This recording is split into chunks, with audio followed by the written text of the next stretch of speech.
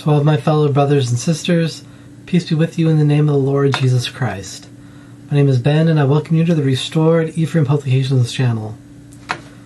Today, I would like to talk about the growing influence of spiritualizers in the church. Now, what is a spiritualizer? When I use the term spiritualizer, I am referring to anybody who takes a passage of scripture.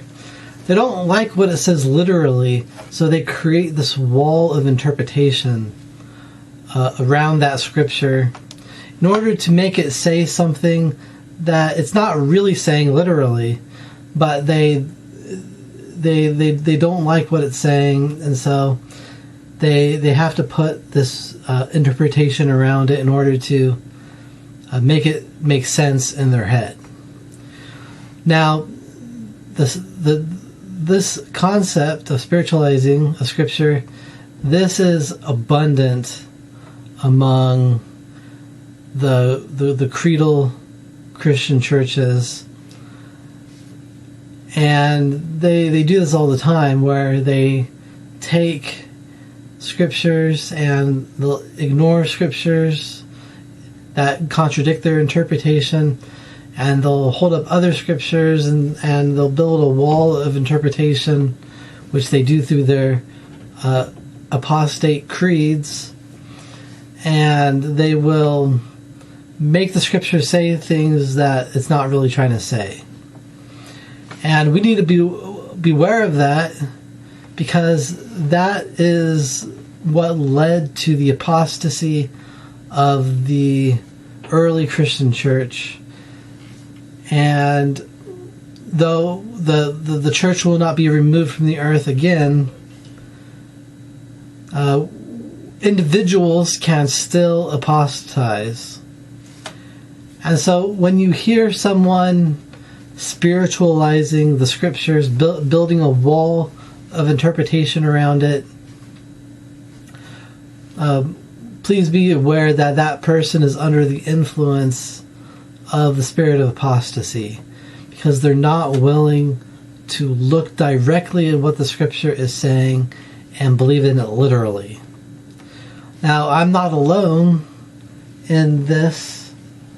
I actually, last week or two ago, I found this when I was reading from the Journal of Discourses, and this comes from Wilfrid Woodruff as an apostle, and it's under the talk that he says, the church and kingdom of God and the churches and kingdoms of men. And from this version, it's on page 194. He says, "But those who have been taught after the traditions of the fathers have been taught that the Bible should be spiritualized, that it does not mean what it says, nor say what it means.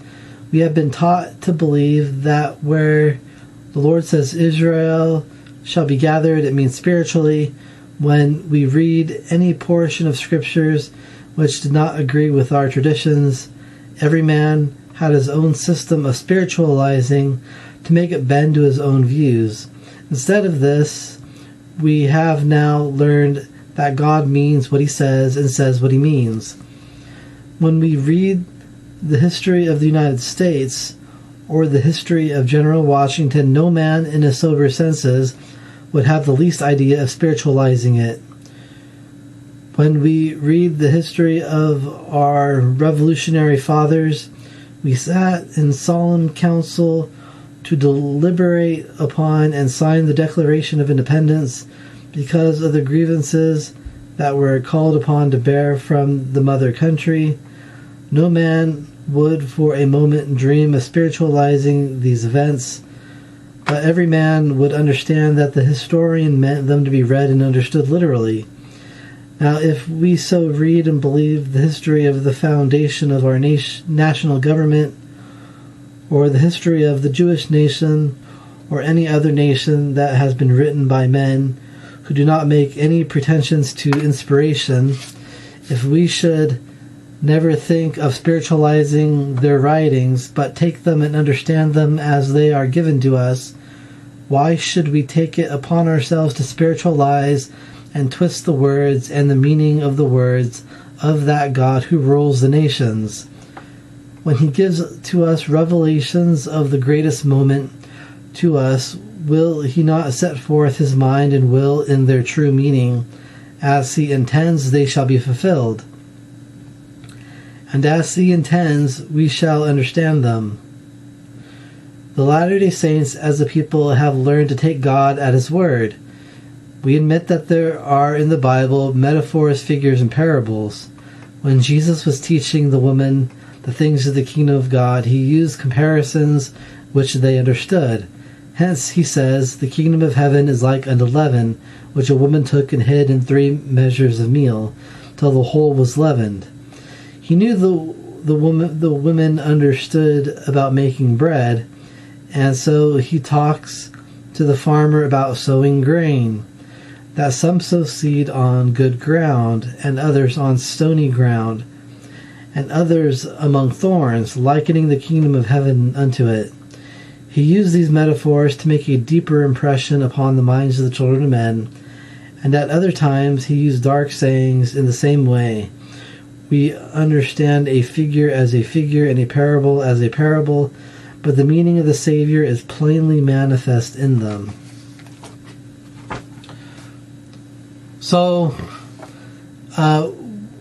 this is a difference, one of the differences between us and creedal Christianity, in that we believe that what is said in the Bible is usually literal, unless it's like a parable, but those parables are easy to understand because he's giving those parables for the purpose of teaching, and we do not have to spiritualize things in the scriptures because the Lord is speaking to us plainly. And I see more and more there are members of the church, of our church, who they don't like what the scriptures say, and so they create this wall of interpretation around it in order to make it make sense in their head. But as I said before, that is what a spirit of apostasy is. It takes the things that the Lord says, it builds a wall around it so that you can feel better about what is being said, and it's not a good thing. Now, we have these influencers in the church that are becoming popular, and they are doing this where they're pretending that they have this great spiritual insight into the scriptures. And basically what they're doing is that they're taking these scriptures and they're making them seem like they have this deep mystery in it, and they're explaining this mystery. And that's why you should listen to them, because they have this ability to explain this deep mystery of the scriptures. Now, this is spiritualization. They're taking these scriptures and they're building this wall of interpretation around it so that they can feel better about what is being said, and they can make themselves appear as if they have this great spiritual knowledge. But understand this. This is what the scriptures say. And first we'll look at the Book of Mormon. Alma chapter 12, verse 9 says, "And now Alma began to expound these things unto him, saying, It is given unto many to know the mysteries of God. Nevertheless, they are laid under a strict command, that they shall not impart only according to the portion of his word, which he doth grant unto the children of men, according to the heed and diligence which they give unto him." And so anyone that is trying to come forth saying that they have this deep mystery that has been revealed to them, understand that if they truly had some type of mystery from God, they would be under the command to not give it unto the children of men openly. If they truly had an experience, it was probably not from God. Because if it was from God, they would know that they could not share it. Second, we look at Doctrine and Covenants, section 11, verse 9. It says, "Say nothing but repentance unto this generation. Keep my commandments, and assist to bring forth my work according to my commandments, and ye shall be blessed." So the first part of this verse says, "Speak nothing but repentance unto this generation." So it's not a person's place, unless, of course, they are the actual president of the church. They don't have a right to unfold what we would call a mystery, but rather our responsibility as members of the church is to lead people to repentance in this generation. We're not really supposed to be unfolding like these deep mysteries. But let me tell you the truth about mysteries. If you're looking for mysteries, you do not have to go up into some mountain and receive some great theophany from the Lord. You don't have to go to the temple and receive angelic visitation in order to receive the mysteries that the Lord has to give to us. And if you truly want to understand mysteries, as we know that the Lord does have mysteries, if you truly want to receive the mysteries, you just have to believe what the scriptures say. Because let me tell you this, that I know from my own experience, that the Lord tells us everything openly. If you want the mysteries that the God has to give to you, all you have to do is read the scriptures and believe them. Because everything that the Lord has to give, He gives openly. And it's in the scriptures. The reason that you cannot see it is because you blind yourself with your traditions. It's literally right there out in the open for you to see.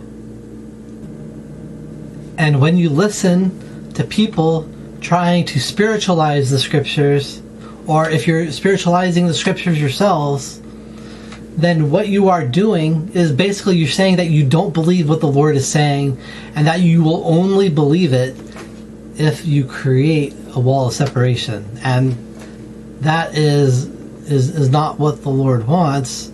He wants us to believe what He's saying. And so be very careful of these people. When you start hearing people taking scripture and then putting an interpretation around it, beware of that person, because they're under a spirit of apostasy. If you want to receive the mysteries from the Lord, you have to learn how to believe His words. And I said this before, saying it again, His mysteries that He has to give to us right now are literally right out in the open. And the more I learn to believe what the Lord is saying, the more things I can see through the scriptures. Believe me, I have tried to gain instruction by having these revelations, but in the end, the Holy Spirit explained to me, saying that the Lord does not want to give me instruction that way, because He wants me to focus on the scriptures, and He'll teach me through the scriptures. And I believed them. And so I stopped trying to gain this theophany in order to gain the mysteries of God. And I began believing what the Lord said in the scriptures. And the more I believe what the Lord says through the scriptures, the more I see more things. And the more the Lord has lifted up my understanding of things. Even to the point where it's hard for me to talk about the scriptures because I know them so well, deeply, that I fall under Alma chapter 12, verse 9, where I can't talk about things because the Lord wants us to focus on repentance, and literally it's out there in the open for everyone to see. But if you are not seeing the mysteries in the scriptures, it's because you are blinding yourself with your own tradition. And if you feel the need to put a wall of interpretation around scripture in order to make sense, beware of that spirit. Cast it away. Say to yourself that I'm just going to believe what the Lord says through the scriptures. And if anybody tries to say, oh, it says this, but that's not what it actually means, that person is a spiritualizer, and beware of them. They are under a spirit of apostasy because they refuse to believe what the Lord says. And I leave with you in the name of Jesus Christ. Amen.